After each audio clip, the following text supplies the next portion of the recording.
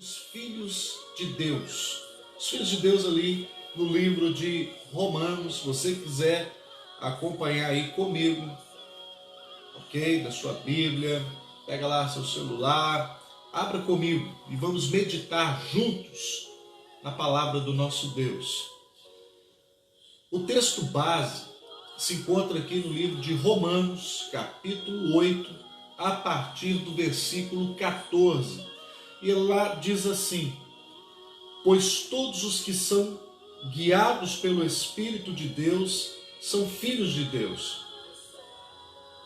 Porque não recebeste um espírito de escravidão para viverdes outra vez atemorizados, mas recebeste um espírito de adoção, baseado no qual clamamos, Abba, Pai. O próprio Espírito testifica com o nosso espírito que somos filhos de Deus.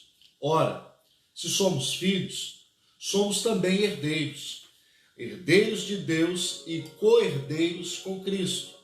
Se com Ele sofremos, também com Ele seremos glorificados. O que eu quero chamar a sua atenção nessa manhã? Pois todos os que são guiados pelo Espírito de Deus são filhos de Deus. Então eu logo aprendo aqui, logo na abertura, que filho de Deus tem direção. Em Provérbios, no capítulo 14, versículo 12, diz que há caminhos que aos nossos olhos parecem bons, mas ao final dá em caminhos de morte. Em Provérbios 16, versículo 2, a mesma coisa. Então o Filho de Deus, ele é guiado pelo Espírito de Deus. Ou seja, nós não saímos batendo cabeça, nós sabemos para onde vamos, nós temos a compreensão disso. Se você se lembrar, lá no Evangelho de Mateus, no capítulo 4, no capítulo 3, Jesus foi batizado por João e logo na sequência, ele foi levado ao deserto pelo Espírito Santo. Quem nos direciona no deserto dessa vida é o Espírito Santo. É Ele que dirige você nesses dias maus que estamos enfrentando. Quem nos dá a direção, quem está conosco ali em todo o tempo, é o Espírito Santo. É Ele que vai comigo e com você, é Ele e somente Ele. E o que me chama a atenção dentro disso, em Provérbios capítulo 4, no versículo 27, diz: não te decline nem para a direita, nem para a esquerda. Retira o teu pé do mal. Confia na direção de Deus. Somos filhos dele. Então confie na direção que Deus tem para a sua vida. Confie porque ele está no controle. E o interessante aqui também é que, falando sobre direção, filho de Deus tem direção. O Salmo 1 também diz que bem-aventurado é o varão que não anda no conselho dos ímpios, não se detém no caminho de pecadores e não se assenta à roda dos escarnecedores. Ou seja, nós temos uma trajetória muito bem definida. Nós sabemos para onde estamos indo, porque o nosso Deus é quem vai adiante de nós. Pelo deserto, a Shekinah, aquela coluna de fogo, era ela que direcionava o povo. Ela era a representação visível da presença de Deus. E hoje, querido, nós temos um mapa. Hoje também nós temos um norte. Temos o Espírito Santo que habita em nós e temos a palavra do Senhor que nos direciona durante os nossos dias aqui por essa terra. Então, o Filho de Deus, ele tem direção. O Filho de Deus não sai batendo cabeça. Nós sabemos para onde estamos indo. Talvez você conheça alguém que você já até tenha dito em algum momento: nossa, mas fulano não acerta uma, né? Só anda em caminho errado. Essa pessoa não pode ser você. Essa pessoa não pode ser eu. Nós cremos num Deus que nos dá direção, um Deus que está conosco em todo o tempo, um Deus que nos direciona em todos os nossos caminhos. Por quê? Porque nós somos filhos de Deus. E o que me chama a atenção aqui, porque todos os que são guiados pelo Espírito de Deus são filhos de Deus, aqui em Romanos 8,14. Sabe por que Jesus vence o deserto? Primeiro, o Espírito Santo estava com ele, ele era cheio do Espírito Santo. Mas se você pegar o capítulo anterior, que é o capítulo 3, o próprio Deus vai dizer assim: este aí é o meu filho amado, em quem me comprazo.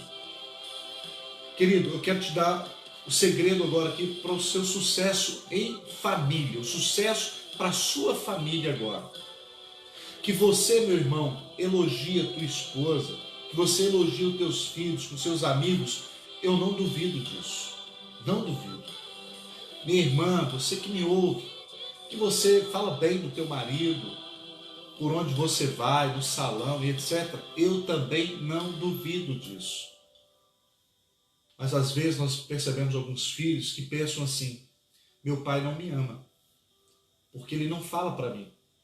Nós falamos para todo mundo: nossa, eu amo meu filho é especial, meu filho é tremendo, meu filho é espetacular. A gente fala com todo mundo, menos com o nosso filho. Falamos bem da nossa esposa com todo mundo, menos com ela. Você fala muito bem do seu marido, para as amigas, etc., mas menos para ele. Aqui nós vemos o próprio Deus olhando para Jesus. Em que momento? Ele acabou de ser batizado e uma voz do céu diz: este aí é meu filho, um filho em quem eu tenho prazer, um filho no qual eu me orgulho. Quando você entra no capítulo 4, a primeira coisa que Satanás vai fazer é: se tu és filho de Deus, tentando colocar no coração de Jesus o quê? Dúvida. Mas o que manteve ele firme? O próprio pai. Ele não ouviu do amigo do pai, ele não ouviu dos colegas do pai, ele não ouviu dos amigos da faculdade, da escola, ele ouviu do próprio Deus que diz para ele: eu tenho orgulho de você. Você é o meu filho e eu me orgulho de você. Então, querido, aproveita esse tempo agora em família. Diga isso para os seus filhos. Diga isso para a sua esposa. Fale isso para o seu marido. Diga o quanto ele é importante, ela é importante e os seus filhos o são. Porque não adianta saber dos outros. Eles querem ouvir de você. Porque quem é filho de Deus é guiado pelo Espírito de Deus. E eu creio que nessa manhã o Espírito de Deus está guiando você, está direcionando a sua vida aqui através dessa palavra. O segundo ponto aqui no versículo 15 diz: porque não recebeste um espírito de escravidão para viverdes outra vez atemorizados, mas recebeste um espírito de adoção, baseado no qual clamamos: Abba, Pai. Foi para a liberdade que Cristo nos chamou. E Ele tirou, Ele quebrou todas as amarras, tudo aquilo que nos prendia. Ele nos libertou. E quando nós entendemos isso, nós passamos a viver uma vida agora sem medo, uma vida agora sem reserva, porque eu não recebi um espírito de temor, eu recebi um espírito de coragem. Em 2 Timóteo 1,7 diz exatamente isso. Exatamente isso. O Senhor não nos deu um espírito de temor, mas de fortaleza. Você é forte. Você vai vencer isso. Você vai sair muito melhor dessa situação quando você adentrou a ela. Creia nisso. Nós somos filhos de Deus. Filho de Deus, em primeiro lugar, tem direção. Em segundo lugar, não vive atemorizado. E você sabe o que me chama mais atenção? É que aqui diz no versículo 15, no final, no qual clamamos: Abba, Pai. O que significa isso? Paizinho, papai. Sabe que nós podemos entrar diante de Deus com intimidade, nos relacionando a Ele como um pai. Muitas pessoas têm dificuldade de se relacionar com Deus como um pai, porque devido ao seu pai biológico, que deixou a desejar, então essas pessoas, de uma certa forma, criam uma barreira, uma resistência. Mas eu quero dizer para você, todos podem lhe decepcionar, Deus não.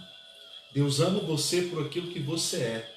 Então, querido, você pode se relacionar com esse Deus com Abba Pai, com paizinho, papai, com intimidade.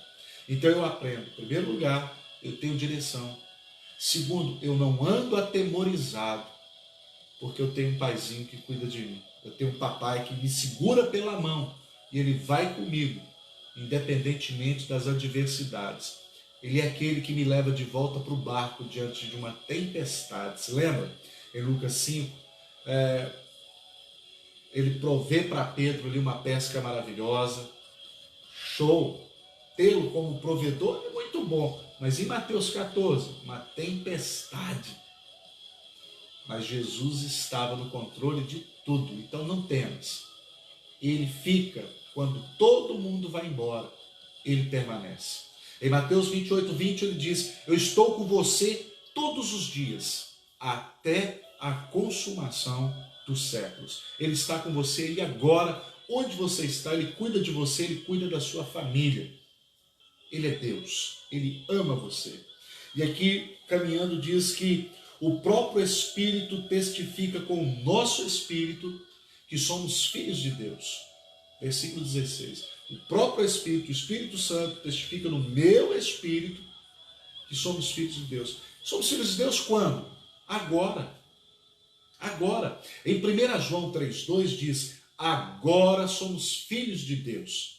E ainda não é manifestado o que havemos de ser. Mas quando ele vier, como ele é, o veremos, e como ele é, também seremos. Então você não é filho de Deus ontem nem amanhã, você é filho de Deus agora. E como filho, preste atenção agora nesse exemplo que eu quero compartilhar com você que está aí comigo agora. Vamos supor, eu nunca fui na sua casa, estou indo lá agora, primeira vez, estou chegando aí.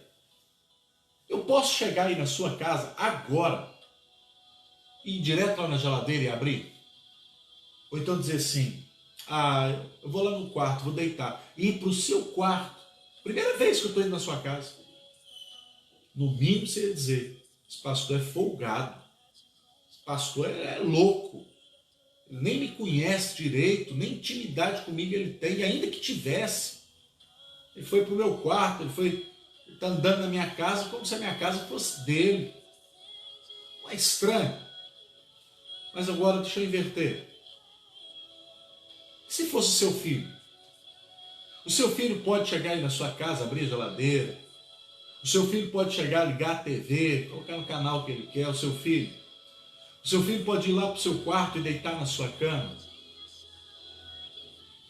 É lógico que você vai dizer para mim: claro, pastor. E se eu perguntasse, e é lógico, é uma pergunta extremamente simplista, por quê? Aí você vai me dizer: ué, pastor, ele é meu filho. E é aqui que está o segredo. O versículo 16 diz que o próprio Espírito testifica com o nosso Espírito que somos filhos de Deus. Então, filho de Deus tem liberdade com o Pai. Só quem é filho tem liberdade para sentar no colo do Pai, para reclinar a cabeça no ombro do Pai. O filho, ele tem liberdade na casa do Pai. A visita não. A visita, a sua permanência ali no recinto, os locais onde ele pode percorrer são limitados. Mas para o filho não. É por isso que nessa manhã, Deus quer que você seja filho, que você o receba como um pai, para que você tenha liberdade na casa do Pai, para que você tenha liberdade na presença dele, e se relacionar com ele como papai, se relacionar com ele, uma relação de pai e filho. E eu quero caminhar aqui para o final da nossa devocional. O versículo 17 diz assim: ora, se somos filhos, somos também herdeiros, herdeiros de Deus e co-herdeiros com Cristo. Se com ele sofremos, com ele também seremos glorificados. O que me chama a atenção aqui no versículo 17 de Romanos 8, se com ele sofremos. O que significa isso? Significa que, olha, Filho de Deus bate carro, filho de Deus perde emprego, mas não deixa de ser filho por causa disso. Ser filho de Deus, meu amado, não nos isenta de enfrentarmos problemas, de enfrentarmos lutas, de enfrentarmos adversidades. Ser filho de Deus é ter a compreensão de que em todas as lutas Ele está conosco. Nós temos um Deus que não está conosco apenas quando está tudo dando certo, mas principalmente quando estamos enfrentando uma luta, quando estamos enfrentando uma crise, Ele também está lá. Ora, se somos filhos de Deus, somos também herdeiros. Se com Ele eu sofro, com Ele também eu vou ser glorificado. Deus, através da sua palavra, Ele nunca mentiu para mim nem para você. Em João capítulo 16, no versículo 33, Ele declarou: no mundo, vou parafrasear para você entender o nosso contexto, tá? Olha, no mundo tereis coronavírus, mas tem de bom ânimo, eu venci o mundo. Sabe o que eu aprendo? No mundo, nós vamos enfrentar lutas, tempestades, dias maus, dias ruins. Mas Deus estará em todos os dias. No mundo tereis aflições, mas tem de bom ânimo. Anima teu coração, porque nós temos um Pai que Ele está aí, ó, do nosso lado. E Ele é um Pai que cuida de mim, cuida de você. Ele está conosco em todo o tempo. E em todo o tempo, Deus é bom. Querido, caminhando aqui para o final, lembro para você. Você é filho de Deus agora. Você é filho de Deus agora. Você tem liberdade. Não tenha medo. Deus está no controle. Se com Ele você está passando um momento difícil agora, mas se você está passando com Ele, o tempo da prosperidade virá. O tempo de bênção chegará. Não que você não esteja vivendo bênção agora, porque está. Por quê? Porque Ele está aí com você. Ele está com você.